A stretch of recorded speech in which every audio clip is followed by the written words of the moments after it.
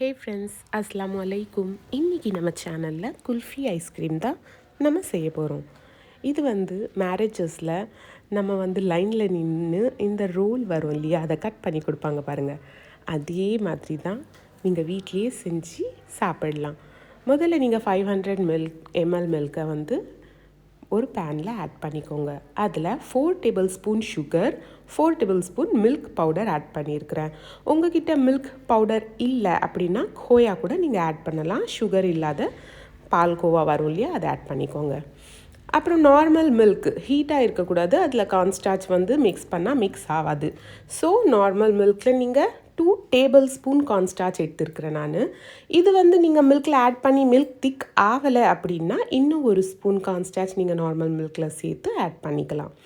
அப்புறம் நம்ம இதில் கார்ன்ஸ்டார்ச் ஆட் பண்ணதுக்கப்புறமா சாஃப்ரான் போட்டிருக்கிறேன். உங்கள் கிட்ட சாஃப்ரான் இல்லைன்னா ஏலக்காய் பவுடர் ஆட் பண்ணிக்கலாம். இது லைட்டாக உங்களுக்கு லெமனிஷ் கலர் கொடுக்கும். ஸோ ரொம்ப நல்லாயிருக்கும் பார்க்கறதுக்கு. இந்த கன்சிஸ்டன்சி வந்துடணும், இந்த திக்னஸ் வரணும். இது உங்களுக்கு வரலைன்னா நீங்கள் அதை கொஞ்சம் கார்ன்ஃப்ளவர் ஆட் பண்ணி சேர்த்துக்கலாம். நல்லா அந்த கன்சிஸ்டன்சி வந்ததுக்கப்புறமா அதை நீங்கள் ஆறுறதுக்கு வச்சுடுங்க. அந்த மில்கை ஆறுனா தான் கெட்டி ஆகும்.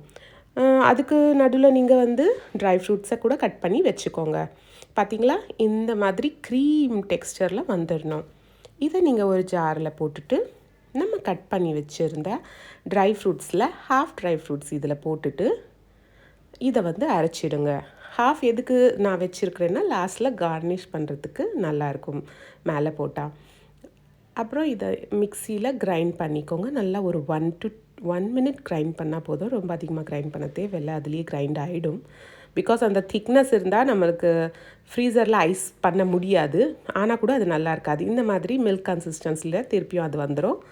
வந்ததுக்கப்புறமா இதை நல்லா நீங்கள் ஒரு லாங் கண்டெய்னர் அண்ட் ஒரு கிளாஸஸில் போட்டு இதை ஃப்ரீசரில் வச்சுடுங்க. நான் லாங் கண்டெய்னரில் எதுக்கு போட்டிருக்கிறேன்னா ரோல் கட் பண்ணுறதுக்கு கரெக்டாக வரும். ரோல் ஷேப்பில் வரதுக்காக நான் அந்த மாதிரி கண்டெய்னர் யூஸ் பண்ணியிருக்கிறேன்.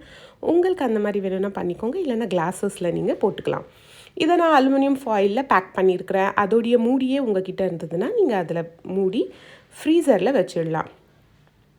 இது நீங்கள் ஓவர் நைட் வச்சுடுங்க. நான் ஓவர் நைட் தான் வச்சேன்.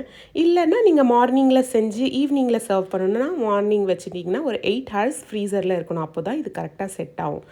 இல்லைன்னா அது பால் மாதிரி உங்களுக்கு செட் ஆகாது அவ்வளோவா. அப்புறம் இதை நீங்கள் எப்படி டிமோல்ட் பண்ணணும் அப்படின்னா லைட்டாக கொஞ்சம் தண்ணியில் இந்த மாதிரி வச்சு நீங்கள் அதை எடுத்திங்கன்னா அது சூப்பராக உங்களுக்கு வந்துடும். இது டேஸ்ட் பண்ணிங்கன்னா ரொம்ப நல்லாயிருக்கும். இந்த மாதிரி நீங்கள் வீட்லேயே ட்ரை பண்ணி ஹெல்த்தியாக உங்கள் குட்டீஸ்க்கு கொடுக்கலாம். நல்லா நீங்கள் இதை பார்ட்டிஸில் வீட்டில் ஏதாவது ஃபங்க்ஷன்ஸில் செஞ்சு வச்சு என்ஜாய் பண்ணலாம். ஸோ இந்த மாதிரி மோல்டு எடுத்திங்களா, இதை தான் மேரேஜஸில் கட் பண்ணி கொடுப்பாங்க நம்மளுக்கு. இதை கட் பண்ணிவிட்டு நீங்கள் பீசஸ் ஸ்லைஸாக இந்த மாதிரி கட் பண்ணிவிடுங்க. கட் பண்ணிவிட்டு இதை மேலே நம்ம ட்ரை ஃப்ரூட்ஸ் கட் பண்ணி வச்சுருந்த ட்ரை ஃப்ரூட்ஸை நீங்கள் கார்னிஷ் பண்ணிவிடுங்க.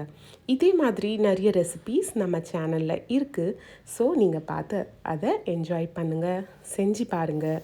நம்ம சேனலை கண்டிப்பாக மறக்காமல் சப்ஸ்கிரைப் பண்ணி ஷேர் பண்ணி லைக்கும் பண்ணுங்கள். தேங்க்யூ.